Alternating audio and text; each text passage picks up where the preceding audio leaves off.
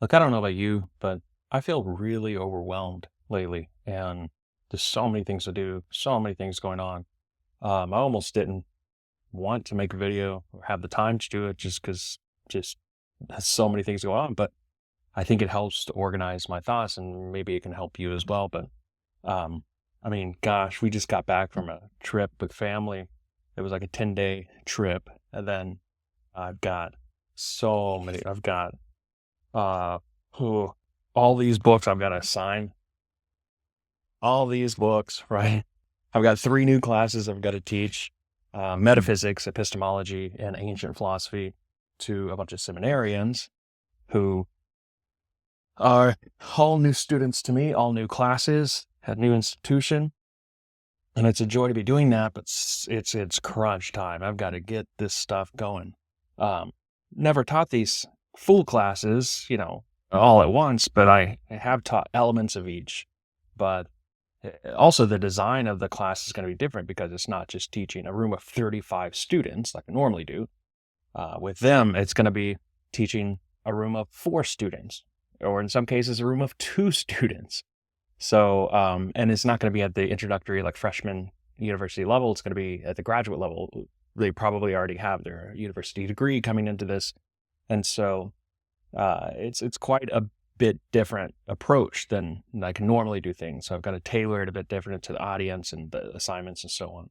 But I also don't want to overwhelm them, because they're not going on to be like intellectual powerhouses who are going to be researching. They're not academics themselves, but also need to prepare them for any real life, real world applications they may interact with. Yes, they have pastoral formation that they'll go through, not with me, but I also have a bit of responsibility to sort of form them pastorally as well. Think about, say for epistemology, rather than it being, hey, is the real world out there, radical skepticism, for example. I might want to focus less on that and more on maybe self-deception, or more on, applied to the Christian life. What do I think about myself? Am I really that great of a person, or have I fooled myself somehow? Um, Behaviors like that, and also cultivating certain intellectual virtues, such as wisdom, or docility, which is a real fun one. That's the ability to be taught, not just to be docile, to be, like peaceful, placable or something, but the ability to be open and taught. But to inculcate these virtues in them and to show them that. And then epistemology as well. We're going to be looking at, what else was there? There was, of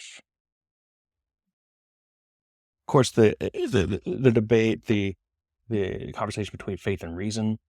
Also the transmission of tradition and one's relationship to authority. So those aren't normally things that you interact with in an undergrad class on epistemology, just your intro class. So these are like real world applications that requires a lot of me having to think through these issues, which is super duper fun, but it's all coming to a head. And that's just one of the things. I've got to do 3 different syllabi for 3 different new courses I've never taught.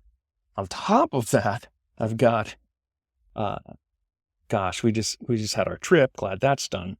I've got an article I'm writing with a student.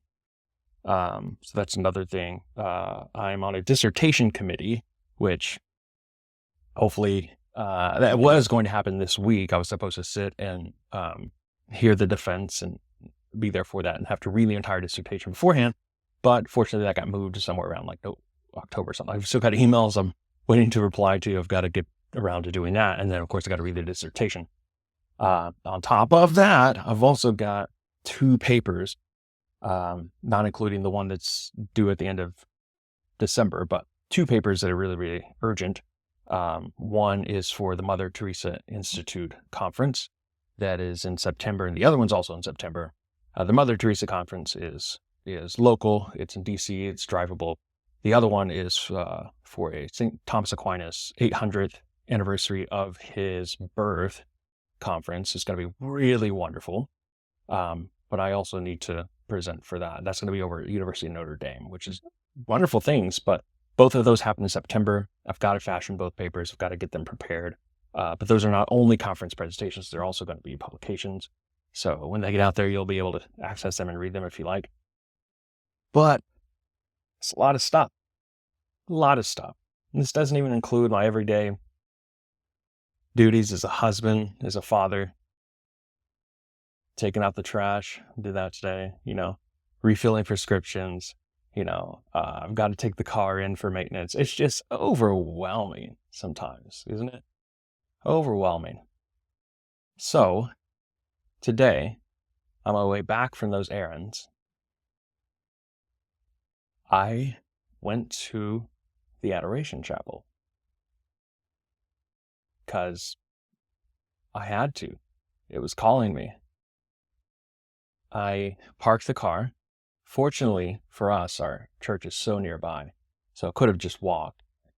Wanted to make it as convenient as possible on my little mind and heart and put no more obstacles in my way. So on the way back from filling my prescriptions, I parked the car in the shade and finished the song I was listening to, and then finished the text I was making, finished the mobile game I was playing, whatever, and finally cleared my head, walked into the chapel.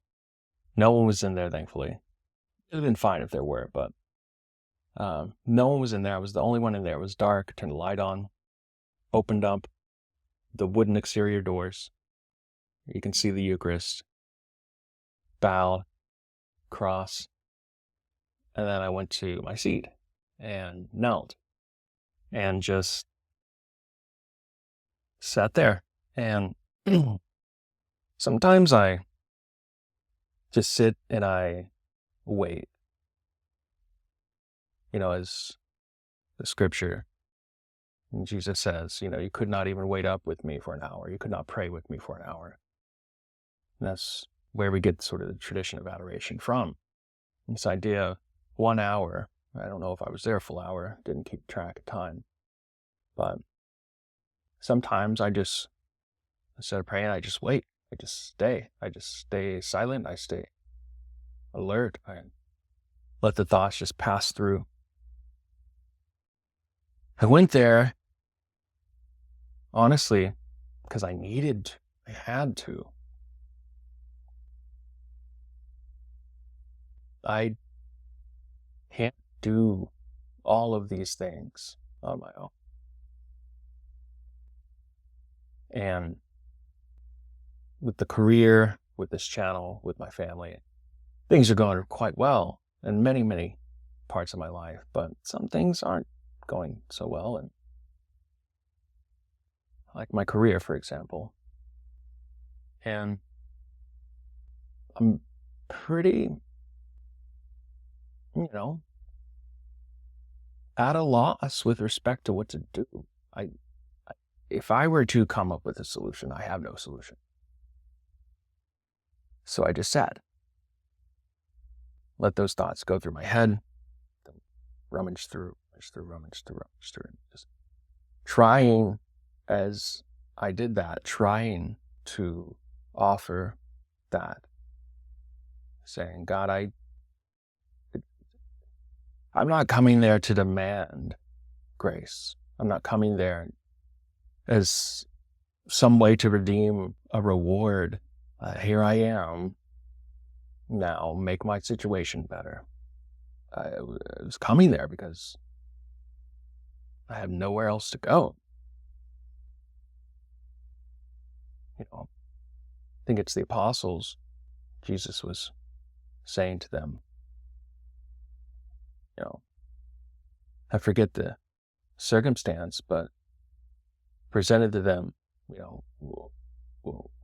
what say you? Who are you, Lord? Are you going to follow? Or are you not going to follow? And their reply to that, it's really, really, really profound. They say, where else are we going to go? We don't have anywhere else to go. And I don't think that's just because they gave up their life savings, their livelihoods, their careers, anything like that. It's because they knew he was the Messiah, the Christ. You can't do anything on your own. I can't fashion for myself out of thin air some career. I can't. I can do things. I can work hard, nose to the grindstone, butt in the chair. I can work really hard.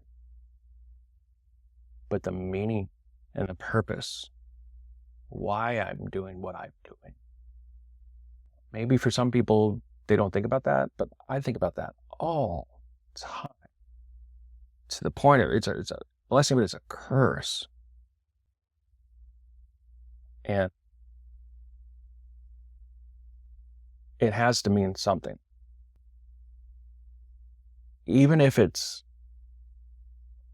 hey, I'm a farmer, so I'm growing these crops so that I can replenish and nourish my neighborhood, people that I love around me. Even if it's that, it doesn't have to be I'm changing history. But I am always mindful of that. And for me, in my work as an academic and the life of thought, it can't just be, first of all, I'm never going to change the world. I know that. It can't just be, I'm writing this paper so that I get well.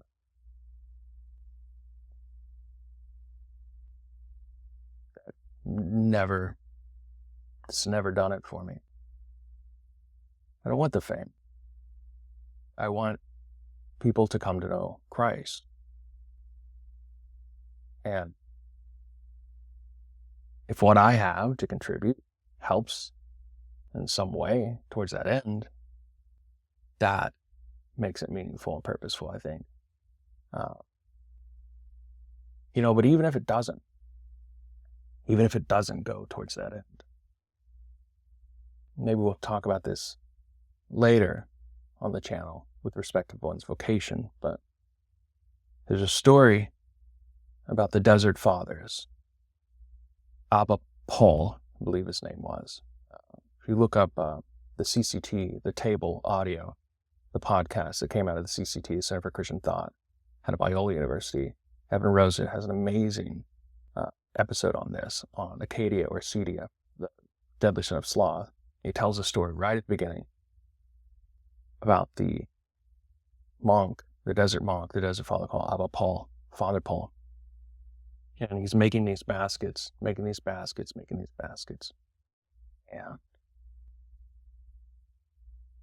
well, at the end of the season, he burns them because why? Why does he do? I'm back in some of my classes, we taught on this theme of Acadia, of sloth, of acedia. I played that clip.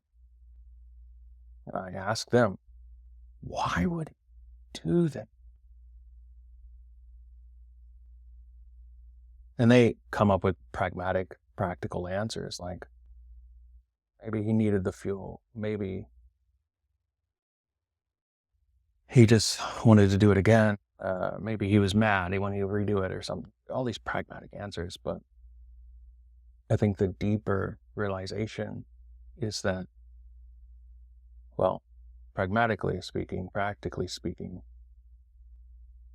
he could get the materials to make them, but it was impractical to try to sell all the baskets. So it just didn't make sense for him to actually go to market and sell these or anything. And he wasn't looking to make a buck anyway. So why not just stack them up? Why not? Well, because he doesn't want to, hoard belongings, of course. Why make them at all, though? Why not do something else? And that's the key. Because the work is what matters. Even if he were making these baskets and nobody ever used them, it was the joy that he got out of doing the work for God as a prayer, as a prayerfulness, doing the work because one can do the work. And it's a prayer of gratefulness, gratitude, and doing the work. Not work that's dull and dreary and I got to do the next thing, or it's not utilitarian work that I've got to do this so I can make the buck or make a name for myself, famous. It's doing the work, enjoying the work, loving the work. And one of the keys here, I think, is the idea of diligence. I mentioned this before in a video long ago, but it blew my mind when I first learned that diligence, the root word, is diligere, which is a Latin word that means to love.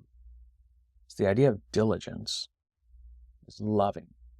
So as you're being diligent, nose to the grindstone, putting in the work, doing all the things, all the things.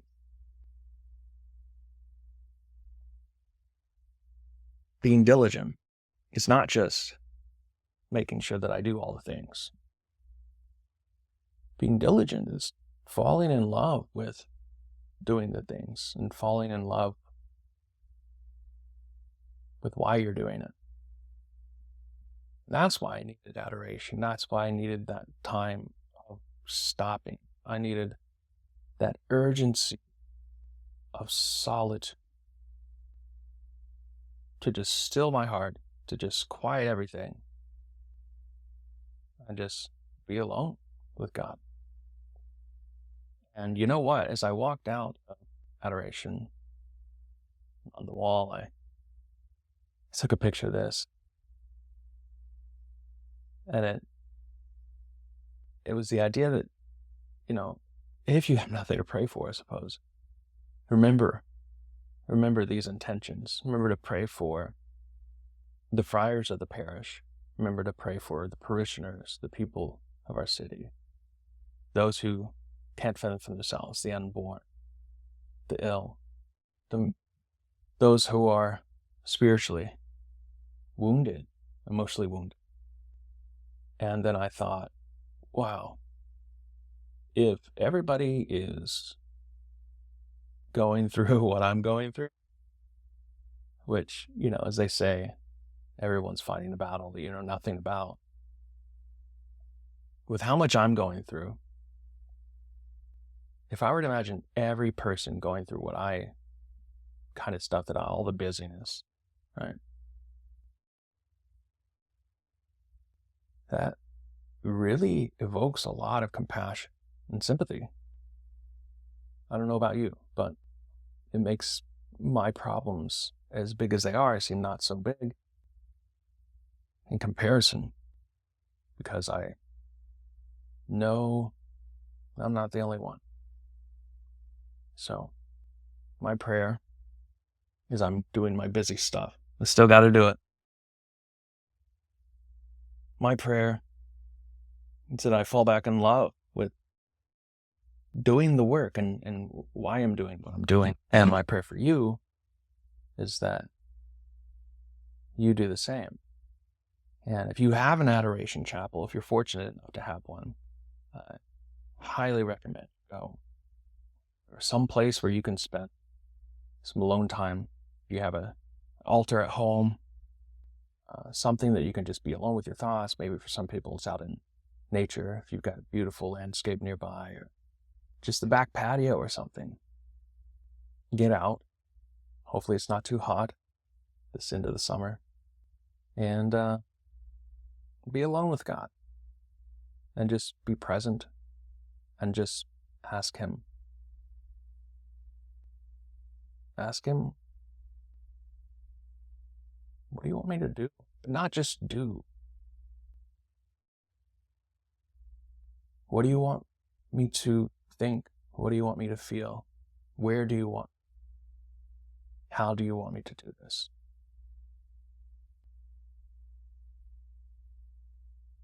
That's my prayer for you. Take care.